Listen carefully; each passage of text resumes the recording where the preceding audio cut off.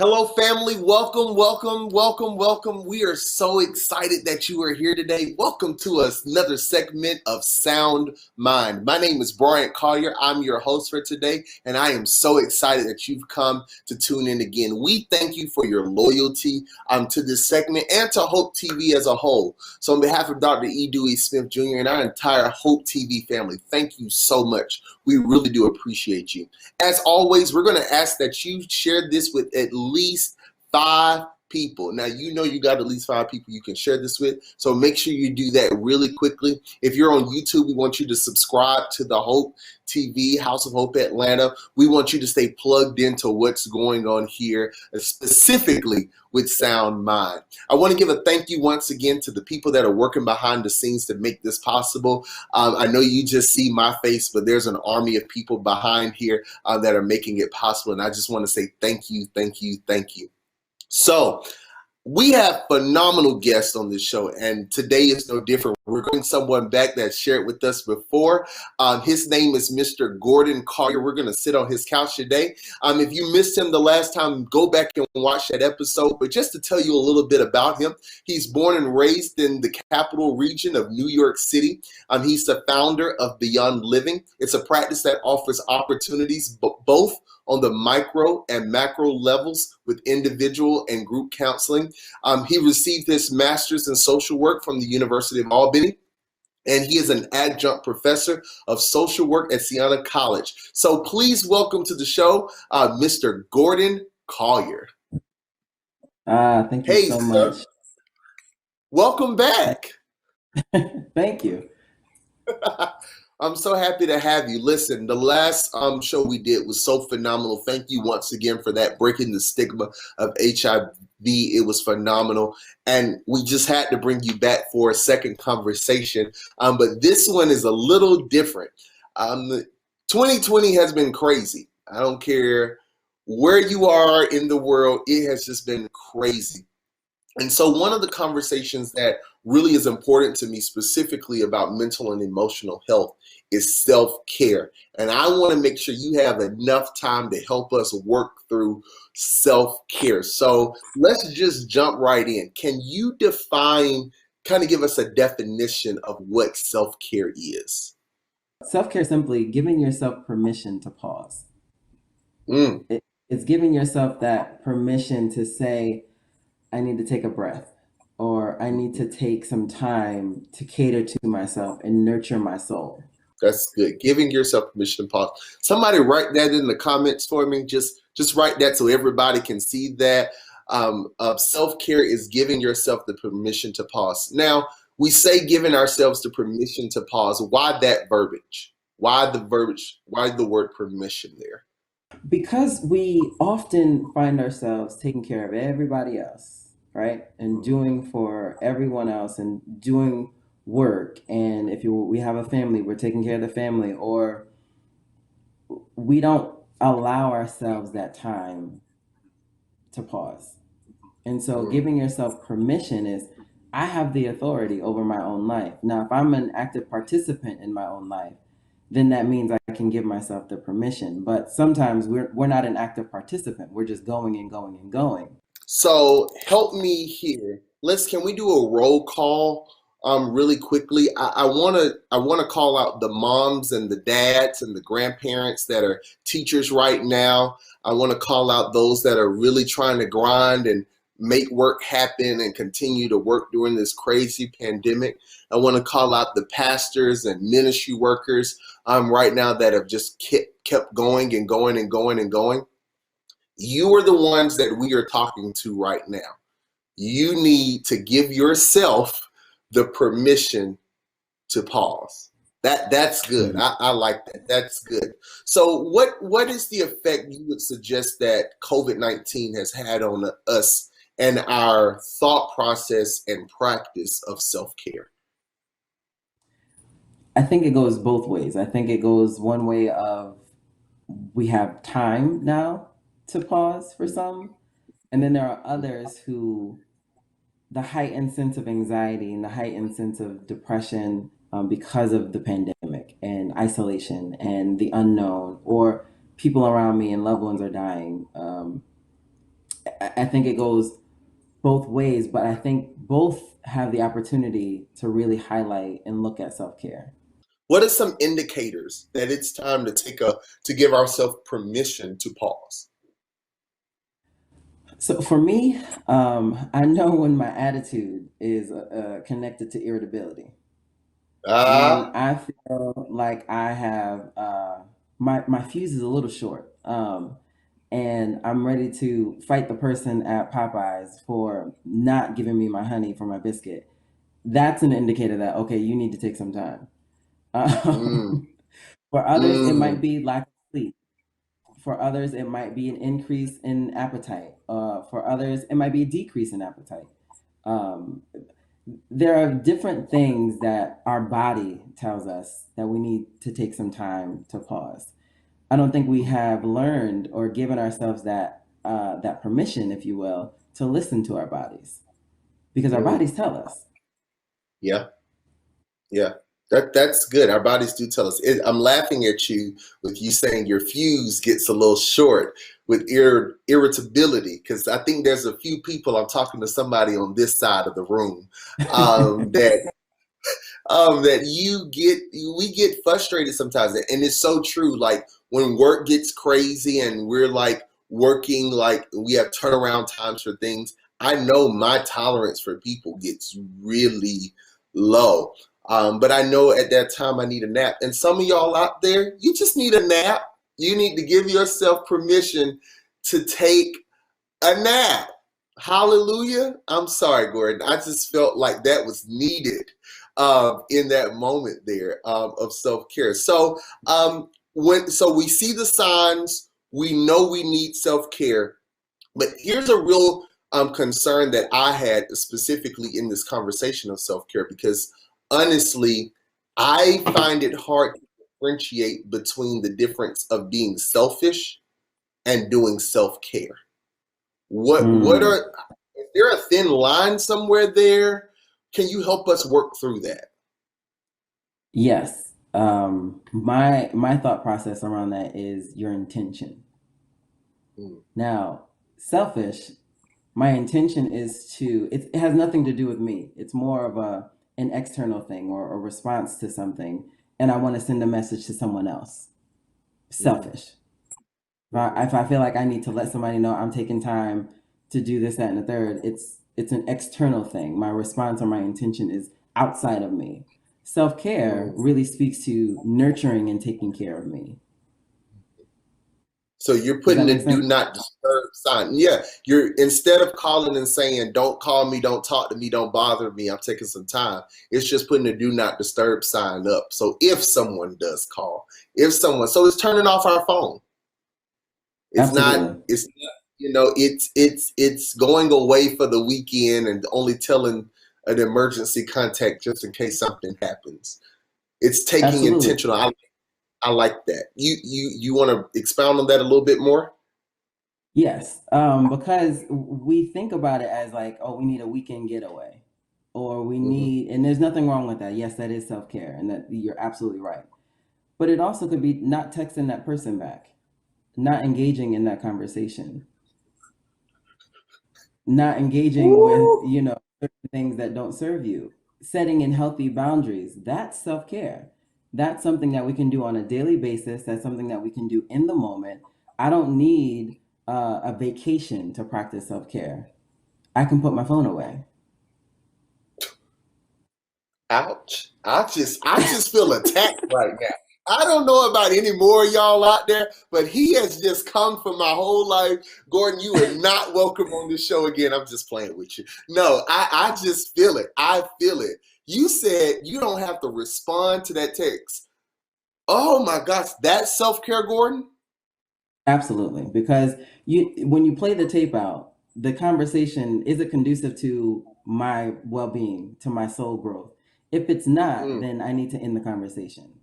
I, I'm mm, really looking at it from a lens of my soul growth, not mm. from a place of I'm not going to text this person back because I know that they're going to feel a type of way. That's selfish and Well, that's manipulation.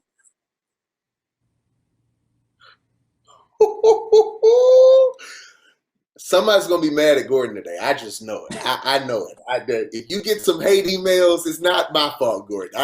Oh man, no. No. No, I'm just messing with you. But no, it's so real. So you use the word, it's a B word. You said boundaries.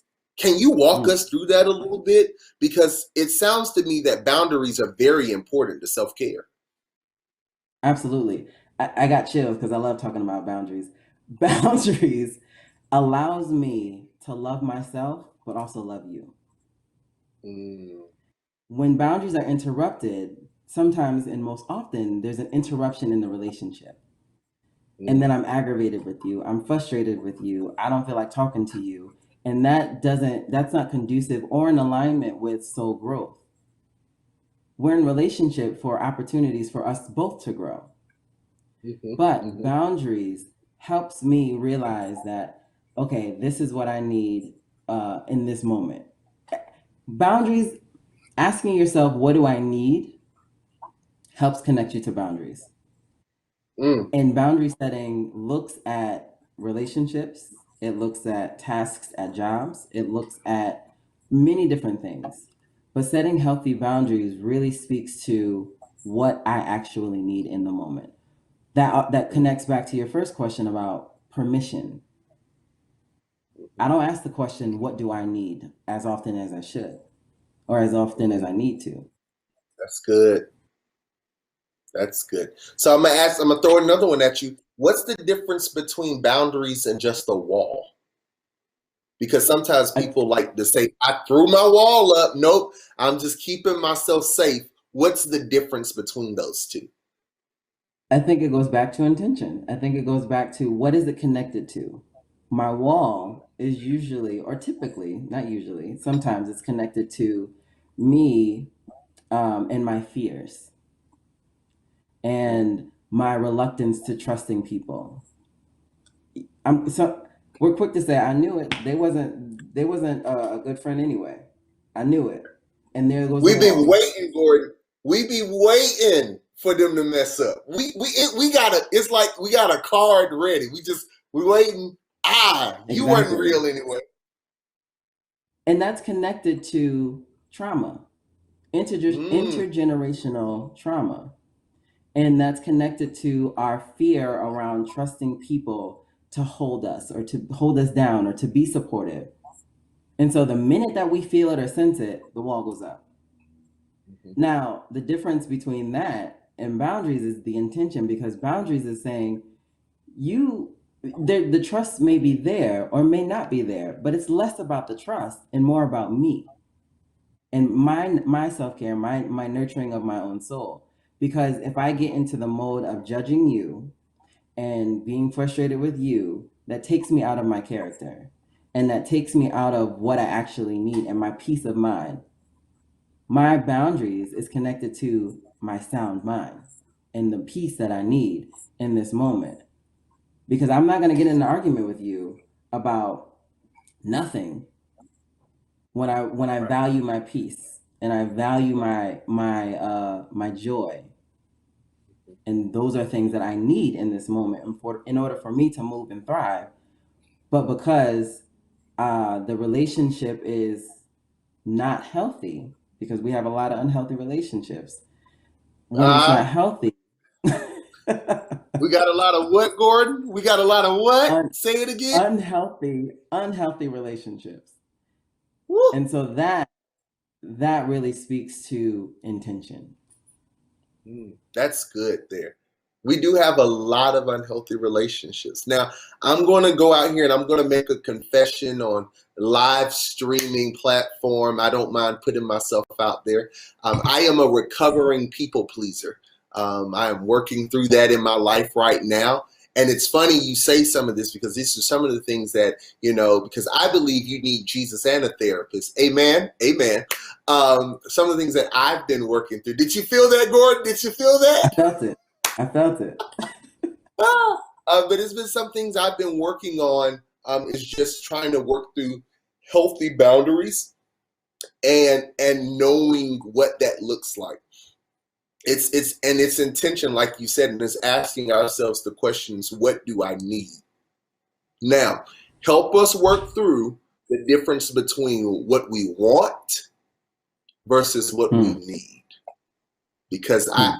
there are some people who might have those connected and synonymous, and they're not the same. Hmm.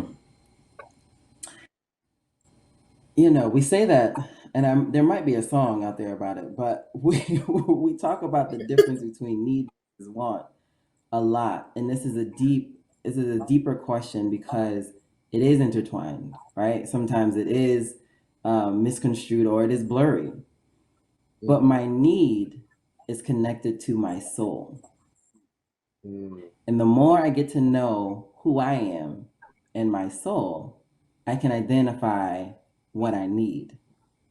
mm, mm, My want is connected to my ego. My want is connected to my self preservation and who I want to present, my ideal self. But my need is connected to my authentic self. mm. That's good. That's good. I love that. I love that. That's a good balance between the two. So let's turn a corner. How do you balance self care while in a relationship? So I want to give a few caveats here. So if you can, and I think we have the time to break it down in like a relationship with a significant other, a partner, husband, wife, boyfriend, girlfriend, whoever. And then I want you to also help us in the way of family relationships. So being a parent or even a child, how do you balance self-care in those relationships? Oh, and don't forget friendship either. Okay, I'm gonna give you those three. I'm gonna give you those three. We might need another segment on this one. This is another tricky one because we dance in relationships and we don't know who's taking the lead. We or someone has been assigned the role of the lead and we're reluctant to setting boundaries because then that puts us in the lead. Does that make sense? That makes perfect sense. Does that make sense out there, y'all? Okay, I think they said yes. I think we're all on the same page.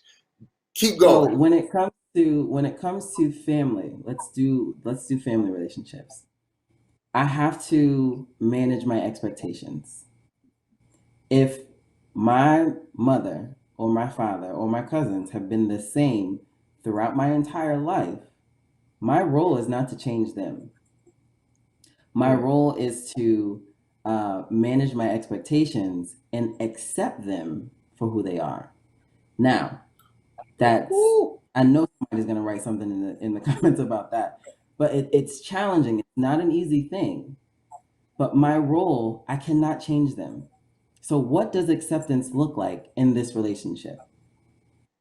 And going from there, that's where self-care is. It's in between, it's woven into that acceptance. And that goes back to answering the phone or not answering the phone. Setting boundaries, healthy boundaries, helps me manage my expectations. That's good. Now, the same thing can be said about romantic relationships.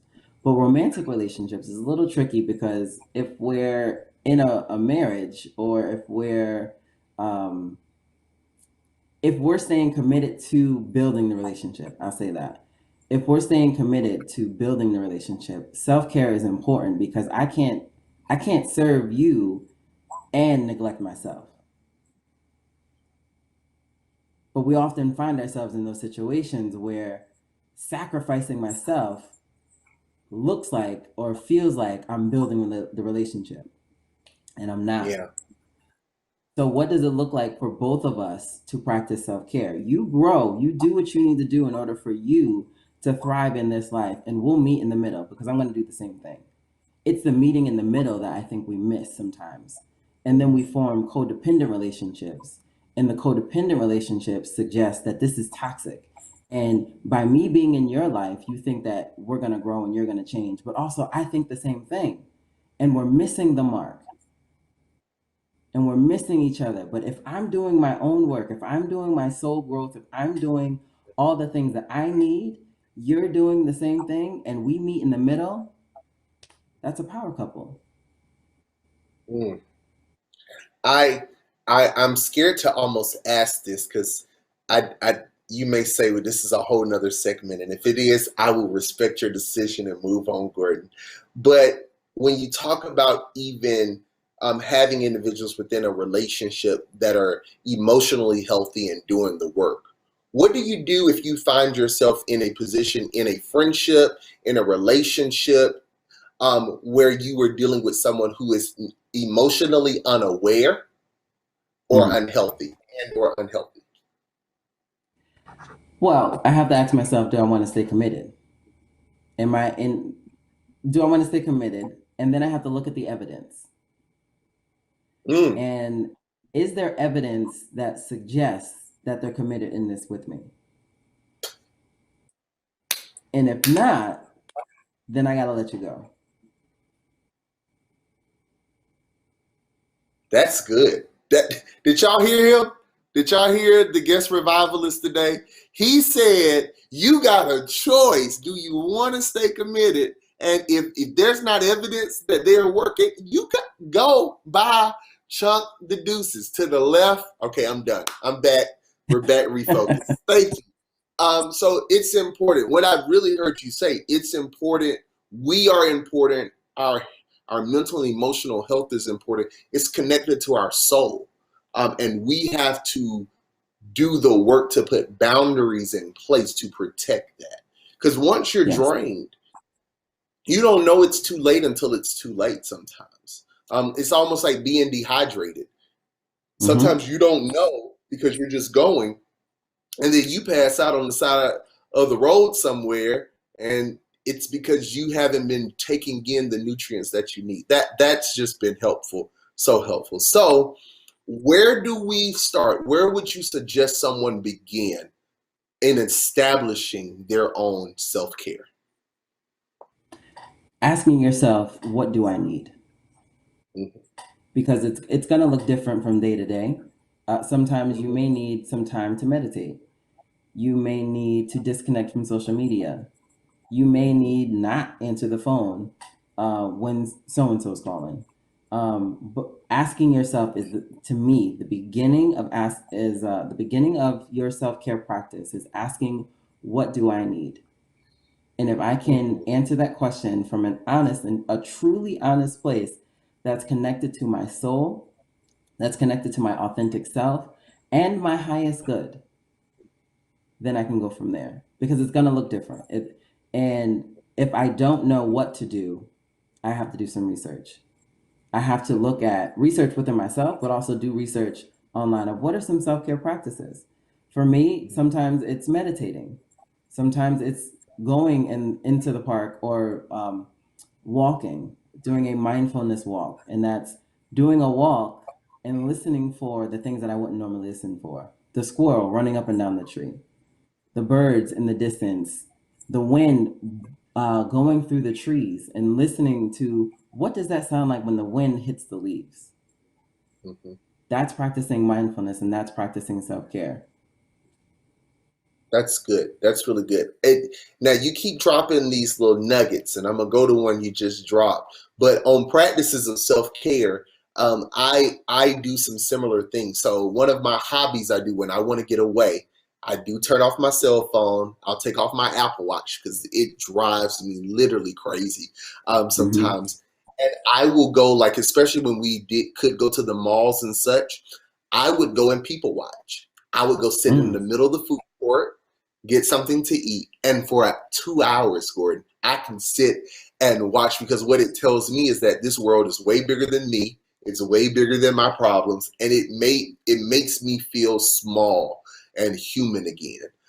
Because sometimes when you're caught up in your world and your problems, you think that it's like life or death to the existence of humanity, when really it's it only you'll know. But you dropped something. You said getting off of social media can even help our self care. I told you I had to come back to it because it was so good. Because I mean, think about it right now. Like between the Black Lives Matter movements with mindless murders still happening. I don't even want to really go into that, but mindless murders, shootings still happening, police brutality. The conventions have been held. Political season is full underway. A lot of that's in our feed right now. For some people that are watching, you're looking at the state of Georgia and we're just wide open. Gordon, I'm sure you've looked at us and like, y'all just don't care down there.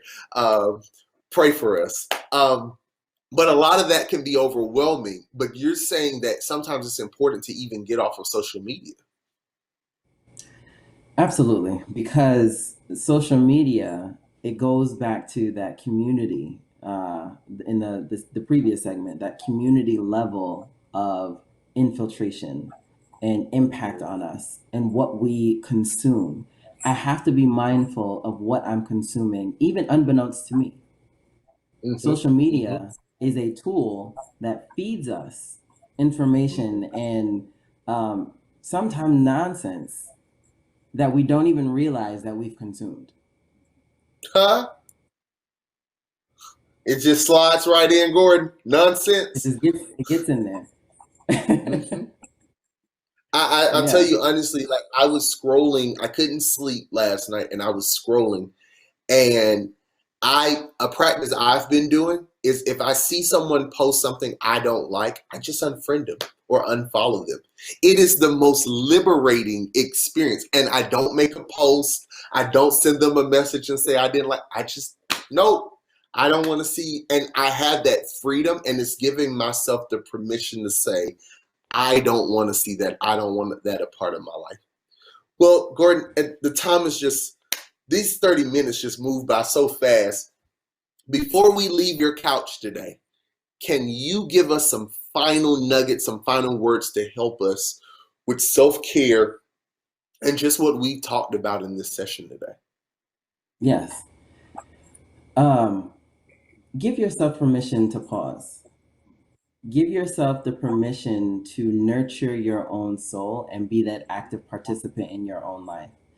For so long, you or we've been denied that. We've been going along to get along, and now it's time out for that. And it's time for us to really relish in the notion that I am enough. That's good. Thank you so much, Gordon, for joining us today. We are so indebted to you and just grateful for all the wisdom you've shared with us in these 2 segments. Gordon, can you share with us how we can find you, get in touch with you, social media handles? What do you have for us? Yes, absolutely. Well, one, thank you for having me. I love having these conversations. They're imperative to who we are as individuals. And so having a platform and a tool for folks to not only listen, but engage, I think that's important for us. So thank you for that. But y'all can find me on Instagram at Beyond Living Services, Facebook, Beyond Living. You can find me on my website, beyondlivingservices.com. I love to have conversations, further conversations, deeper conversations, connect you to resources because we're here to help one another. And so social media, while it can be nonsense, but it's also a useful tool to connect to other people, like-minded people that you need in your life. Well, thank you so much, sir, for those resources. You now know how to connect to them. As we get ready to leave today, I want to leave with you what Mr. Collier shared with us today. You are worth it. You are so deserving of the self-care. Take care of yourself. Give yourself permission. And he told you, you don't have to book a vacation to go do self-care. Turn off that phone. Go lock yourself in and watch a series of something. Walk outside. Don't congregate, but go get some fresh air and some breath. Do something for you because you need that and you deserve that. Well, thank you as always. Thank you, Mr. Collier, again for joining us. Thank you, our followers, our viewers. I appreciate you. And I hope you share this with at least 6 people who you know have been running too much and not resting enough. Please share it with them. But until next time, take care and remember to have a sound mind.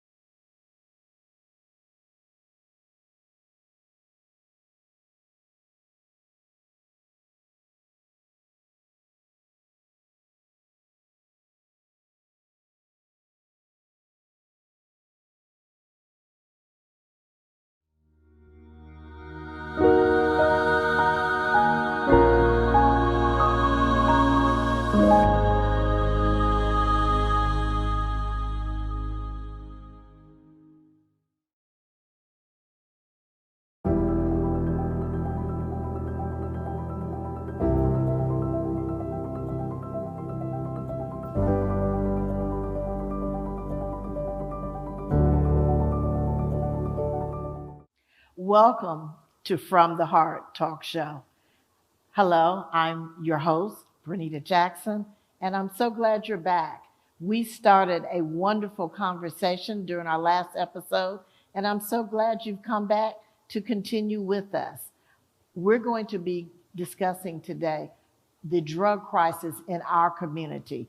And I have brought back with me four of my colleagues and friends who started this wonderful conversation. So today we welcome back Linda Danville. She is a visiting professor at Agnes Scott College. We welcome back Phoebe Sims. She is the clinical director of the Breakthrough House in DeKalb County.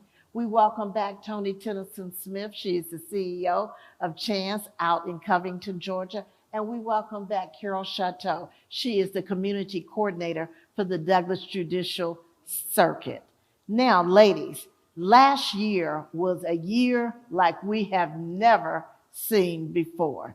The pandemic, social unrest, even as we opened up the year, the United States Capitol was stormed. How has all of this impacted our communities in terms of this drug crisis? The community was already in peril, and then we brought in a year that no one quite had the answers to. How has this affected our communities? I know in the recovery community, it's caused major problems in people with long-term recovery, because one of the things that has occurred is that meetings and all of the 12-step meetings had to go on. Access to recovery is now, or at least coming in for treatment, is low priority because the pandemic has taken the high priority. The money is going there. It's not going to treatment. Treatment is secondary or even third on the list, if at all on the list. Absolutely. So we know that we're having a major problem. Next year, we're going to see a lot of people in trouble. Absolutely. And as you mentioned earlier, Bernita, 81,000 people have lost their lives during the pandemic. Those are lives. That's just not a random number that has been assigned. Isolation, along with addiction, has been deadly, has been lethal. So the pandemic has had a great effect, as Linda said, on those that had long-term recovery, 30 and so years. But the ones that were just getting into recovery, and it snatched the support system right from underneath them. And we are relational beings. We need each other. We need to connect. And during this time, the pandemic exacerbated mental illness as well as addiction. Yes. Absolutely. We know that mental health numbers have gone up. The system wasn't even prepared to address all of those numbers. And for women especially, we know that it takes a smaller amount of substance for a smaller length of time for a woman to be addicted. We know that for women with children, if mom is in an addicted state, then the entire family has been part of her disease. So as we look at this pandemic, what in terms of our children, how have they been affected? Well, I think you said it quite brilliantly that the family in its entirety was affected by the pandemic. Mom lost her job, or dad lost his job. So that put the entire family structure into unrest. How are we going to just meet our basic survival needs? And then the school system shut down, where if I didn't have food at home, I could at least go and get breakfast and lunch at school.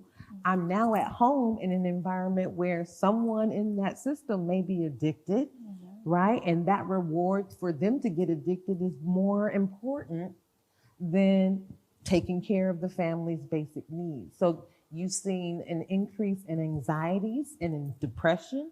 And with that increase, you also see an increase on the addiction side, because I need to suppress, I need to self-medicate, I need to get these monkeys off my back. Yeah, so 2020 was definitely a year of spin and pivot, especially on the provider side, trying to figure out how to support all of the issues that were coming at us. Carol, in the criminal justice system, we know that crime is up, We don't think that that's by accident. And it's really affecting those who were affected already by this drug crisis. And now we're adding this, as they're calling it, a fourth wave, which is mental health, domestic violence, and crime. Right. There has been a large increase, 20% in domestic violence cases internationally, not just, the Right. United States. But you're isolated. You have somebody that's addicted to a substance and they're not able to get it because of COVID. So their alcohol sales have gone through the roof. Absolutely. But then you have children that are there and they're trapped and they're witnessing this. We see the effects of it on Zoom meetings, Yes. when they're educating our kids and you see teachers acting inappropriately. That's all part of it. But it's bringing awareness, things that we didn't know before.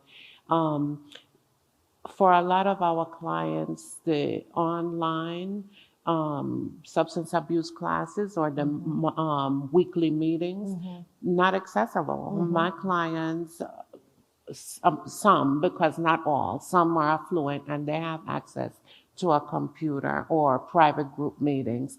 Some do not. And we see that even with school and education, where you have some kids that don't have access to do their schoolwork on a computer. So the parent definitely do not have access or the knowledge or the information to get on there for a SAMHSA weekly meeting to take care of their sobriety or maintain their sobriety. They're stressed.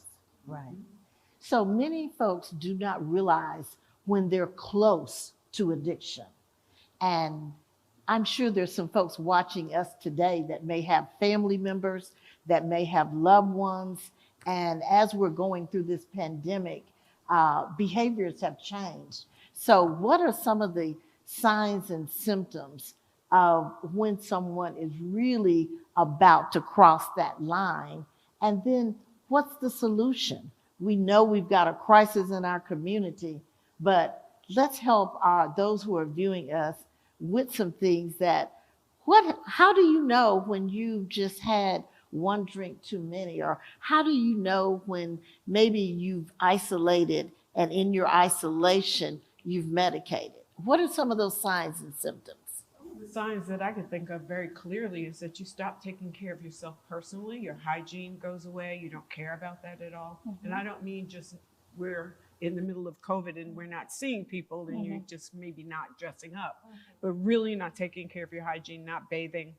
That's one of the things we know that occurs. Another thing, not eating regularly or drinking water or taking care of your nutritional values. Just being more interested in the drug before you even think about eating. That's something that is a clear sign you've crossed that line.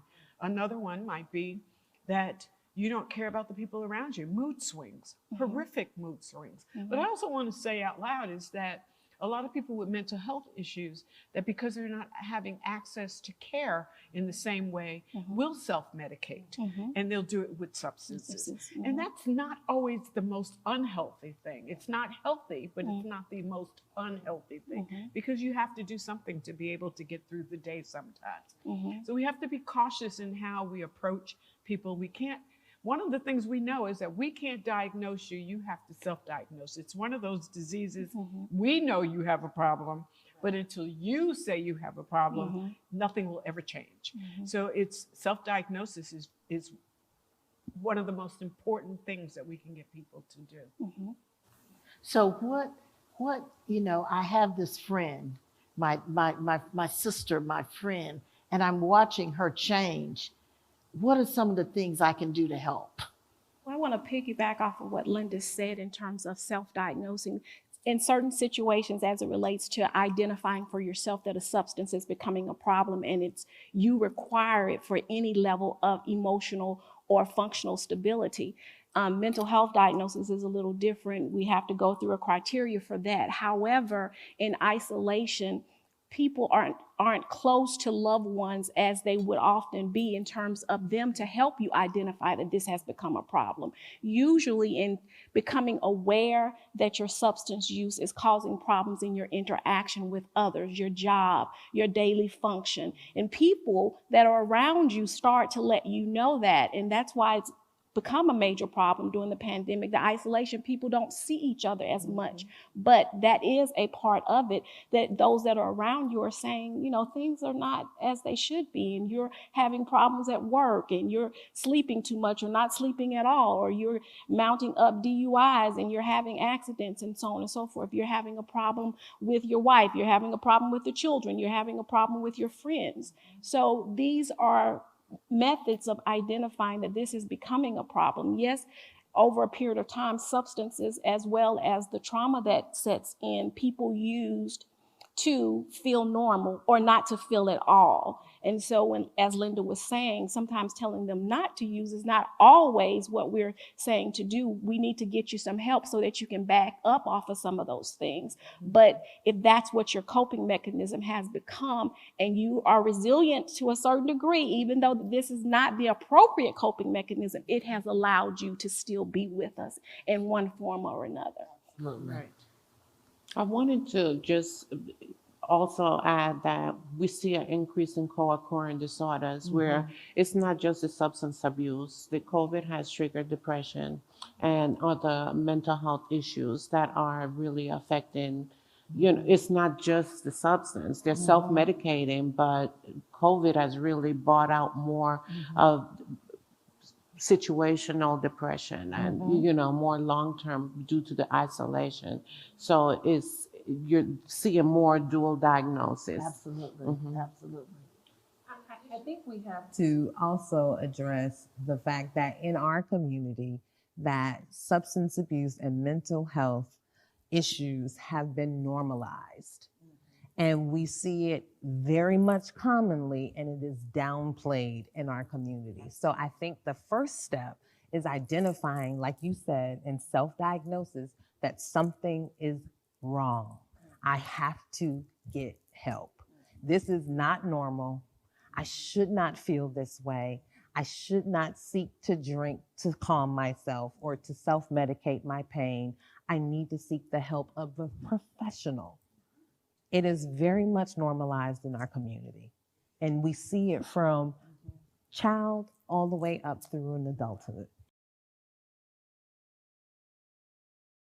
3, 2, 1. Grab your popcorn, grab your coat, and come on, hang out with us. I just wanted people to sense God's very presence in their homes, on their jobs, and basically teaching them, let's go back, let's draw nigh unto God in this pandemic and allow him to draw nigh unto us.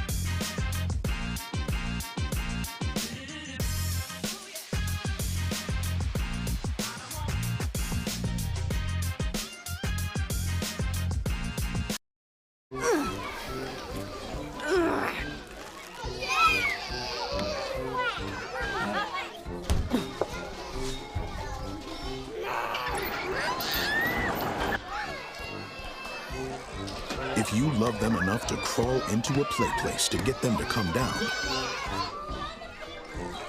then surely you'll check nhtsa.gov/the right seat to make sure they're in the right car seat.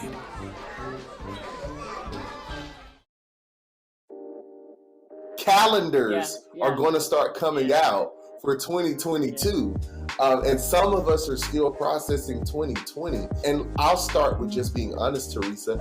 I am not ready. We're switching and we're moving and we're turning. Like I said, we have a new norm that we're having to create. And that, I think, is the issue, trying to get your footing into this new norm.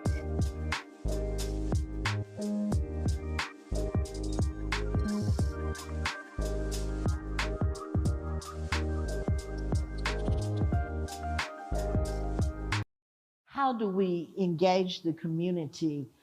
Because particularly in the African American community, seeking mental health or seeking help has not been looked on favorably. So how do we reach out to this, our beloved community? I know that we've not been able during this pandemic to be in a church facility similar to this one, but we need to get the people who are in the pulpit to start normalizing it, start talking about it, start talking about getting help, because African Americans will follow their pastor just about anywhere. And if it becomes normalized, I remember my mother going to church, coming home and saying, well, you know, I heard this in church today. It will be repeated, and it will be consistently repeated if it comes from that trusted voice of God and the person who represents them on that pulpit. A lot of churches have incorporated within their leadership counseling services. People feel less stigmatized if I'm going to talk to one of the ministers or if I'm going to talk to the pastor. So they will come to the church for the initial help. And then it's, as Linda was saying, it's the pastor's responsibility through the training of his parishioners that help is available. And we all go through seasons in our life that we need someone to talk to. We don't always do it, but we all need it at various times. So starting with having counseling services, it doesn't necessarily mean that the church in and of itself has to provide it, but they could be a referral source for some other agencies for counseling services. And definitely a form of normalizing. Yes, absolutely. We can just go ahead and eradicate what goes on in my house stays in my house. Right. Can we stop that? Exactly. Oh, yes. Because that has stopped a lot of people from going out and seeking help. You know, when I came up, that was the mantra. What happened in my house stayed in my house. And I can remember coming home to locked doors. And there are no locked doors in my house. I have PTSD, I will say. But I came home to locked doors, and behind every door, there was an addict getting high. And all I can remember is my grandmother saying, sit at that table. I don't care what's happening behind those closed doors. You do your homework. You make it happen. You make it up out of here. So if it was not for her, she would not be sitting here today. But it was that what goes on here stays on here. We were not allowed to speak out and reach out for help. That was not it. You also put up a very good point. The grandmothers are not there the way they were before. That the grandmothers saved a lot of families because they were not part of that addictive normalization. But we've now gotten to the point where the grandmothers feel it's okay. And we need to get to a point where we educate the grandmothers. Actually, there was a study that if we can get teenage girls to understand something, grandmothers will follow what teenage girls do, and then the mother will come behind it. They did that with breast cancer awareness. We can do it with breast cancer awareness. We can do it with just about anything. So we need to get teenage girls who, in fact, in the African American community, teenage girls don't engage initially. We can keep educating that community. They can educate grandma. Maybe we can get the grandmas back. Grandmas were the glue to our family. And if we can get those matriarchs back, then the village comes with it. And so it's interesting that you should say, even in our faith organizations, how do we move that forward? You know, because oftentimes in our history, we were taught you just need to pray a little harder, you need to read a little more, and all of that will be resolved. We know that we do serve a God of healing, but he has given us all of these things at our disposal. So how do we engage our faith communities to engage in resources that will move our communities forward? I remember there was a sermon that turned my life around. I went to church because I'm Catholic and that's kind of what we do. And Monday morning, let's go to church. And so I was in church, and the priest himself was saying how he envied his brother because his brother had a freedom that they talked about in the Bible that he wanted to have. He said, because my brother was addicted to drugs and now he's clean, and he will know a freedom that I will never have. because he was enslaved and now he is free. Mhm. So he used actually Moses, the biblical verse from Moses, as a way of educating freedom. So we need to understand that there was a path. And when he said that, it rang a bell for me that, yeah, I am enslaved and I do want to be free. So if it can be utilized, the Bible has everything that we need in it. Absolutely. And that one Bible verse was enough to free me. And another thing, we overcome by the words of our testimony. The churches, the larger churches, or even the small ones, just as Linda sat here and told her 30-year story, there are many people that sit in the pews that are in long-term recovery or short-term recovery. Sometimes the pastors can allow them to come and tell their stories. And then others will come forth too and feel this is a place of support. This is a place of acceptance. And that is one thing. And Tony said something too when she spoke of her grandmother. It only takes one. Yes. It only takes one. Yes. If we have one person in our lives that believes in us, one person that gives us hope, one person that says that you can do it in spite of, that's all it takes. And there are many churches that have that. opened the door for meetings to occur. There are AA meetings and NA meetings in almost every church, and I know in New York City. I don't know so much in Atlanta, but they do have them, and they open up the doors, but they separate them. They don't allow the community to even know they're there.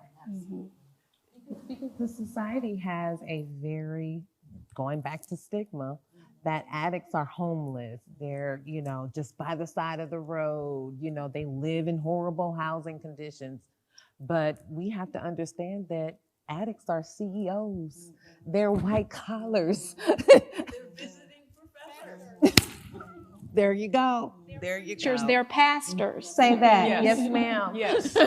Yes. Big stigma on addiction, or sexual assault or incest. And we have to have those conversations. Absolutely. And however it comes out, it has to be through the church, because there has to be some form of healing. You can't just bring up stuff and have untrained people digging up trauma and then they don't know how to put the lid back on it. It has to be addressed, and it has to be addressed by professionals. And a lot of the times, church hurt is the worst hurt, because I have clients that I'm like, don't you belong to a church? Or do you? No, they outright refuse. They have been traumatized by the church and not acceptance, or their information revealed, or they're the scandal of the week, or and it's unfortunate, but we have to have those conversations. Absolutely. And the doors have to be open to receive and to make sure we have the resources to get to the community. So when we talk about the church is one of our major systems that can impact our community. And so we look at the church, we look at the extended family. For those of color, our extended families were important to us. What grandmama said held a lot of weight. And so now we have grandmama that is having her own struggle. So now what are some of the strategies going forward?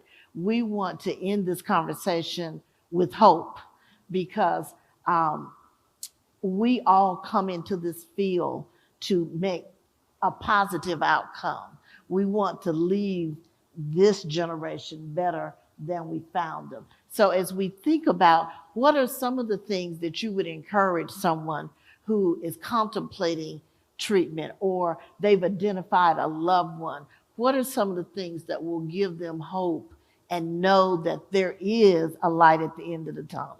The best hope I can give is that I'm sitting here and I have 30 years clean. And that it was a struggle. It was not an easy journey. It's still not an easy journey, because I'm recovering, I'm not healed. And that's a very important point. And that even though there's stigma attached to it, there's still life that you can have regardless of that stigma. It's the last thing to leave us. And that's one of the things we know. We understand that. But there's life. And there are millions of people that are in that same position that they might be in right now. But there are millions of people that were there and aren't there now. There is hope. There is healing that can occur. All you have to do is seek it out. All you have to do is make that first step, seek it out. What does financial freedom look like to Marquise Boone? Man, financial freedom, man, it's for me, it's less of the actual tangibility of money. It's more about the freedom, time, travel, the ability to do what you want, when you want, how you want. And like I always tell everybody, man, I wake up when I'm done sleeping, not because I have to get up.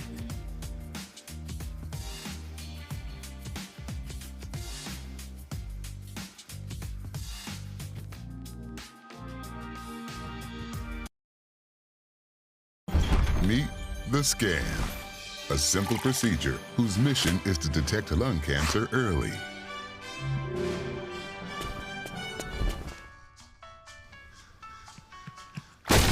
I'm here to save you. But I feel fine. That's great, but you may still be at high risk for lung cancer. Oh man, that's a new fence. If you smoke, early detection could save your life. Learn more at savedbythescan.org. I am the priest of my home. I am not the glue, and so I understand my role, and I think that would help a lot of men. I had to teach my wife this, I had to tell my wife that. Your wife is not your student. Your wife is not your child. Your wife is not your employee. Your wife is not your mama, but she is not your daughter either. And so it's about finding that balance. I think so many men miss that.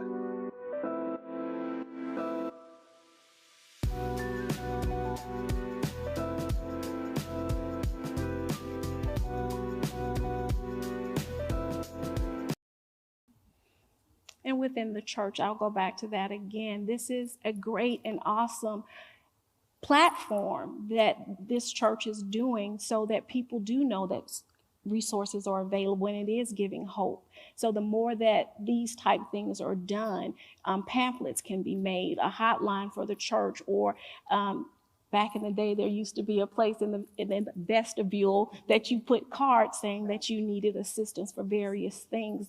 Those are resources that could be made available in that platform as well, so that people know that help is available. And as Carol was saying, that certain people need professional clinical services.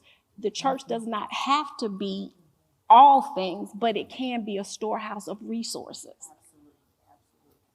Well, we know that some of the ways the strategies are, one, we've had a rough year. 2020 was like no other. So we need to give ourselves a bit of a break, and we need to feel what we're feeling and then begin to identify if that is something that we need help with. And it is strength in identifying that and not only helping yourself, but also helping others get to appropriate means. Getting enough rest. During the pandemic, we all gained a few pounds. And so some of us did not realize that was because of isolation. So you were home, you didn't have to go to work, you weren't going to church, and you just kind of kept circling back through that kitchen.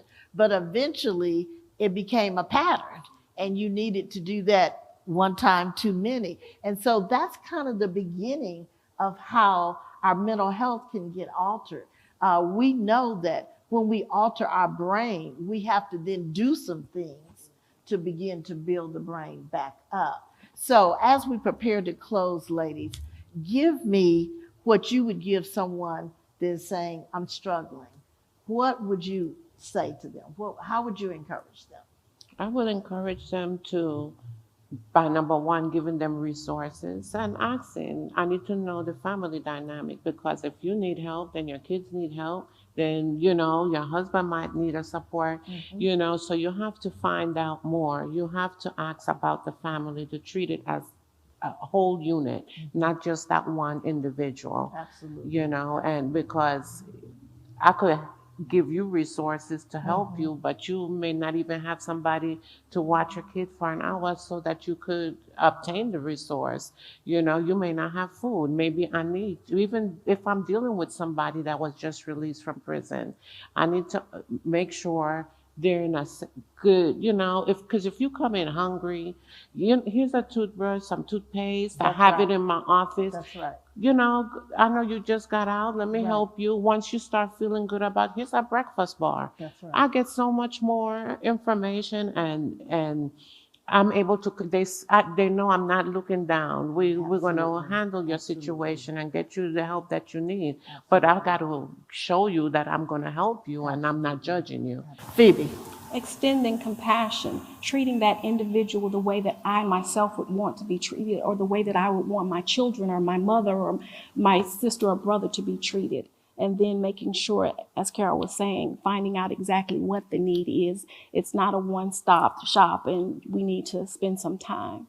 And Linda? I think that you said it marvelously. I can't say it any better. A toothbrush and some toothpaste in a breakfast bar, compassion and without judgment is the way to go. Well, thank you all, ladies. This was certainly, we came to the table. Thank you all for being so candid and sharing. And so I hope that there's someone listening. Please share this link, call a friend. If this is their issue or this has been their struggle, suggest that they come back and view this. After we're off the air, there will be some resources that will be online that will help you connect for your family, for yourself, for someone that is just a friend.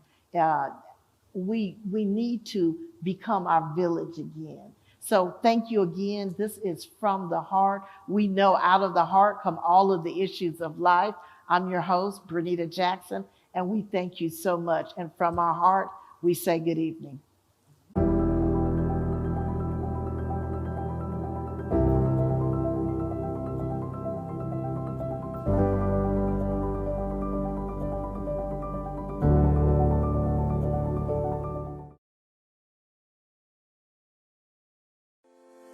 Can we actually trust the information that we're receiving about COVID-19? And can we trust the vaccine itself as it relates to people of color? I feel so intimately connected to this topic of mistrust as it relates to the African American community because of the unethical practices of the past that we've experienced. As far as trusting the information that we receive about the vaccine, I would advise persons listening is to consider the source of your information.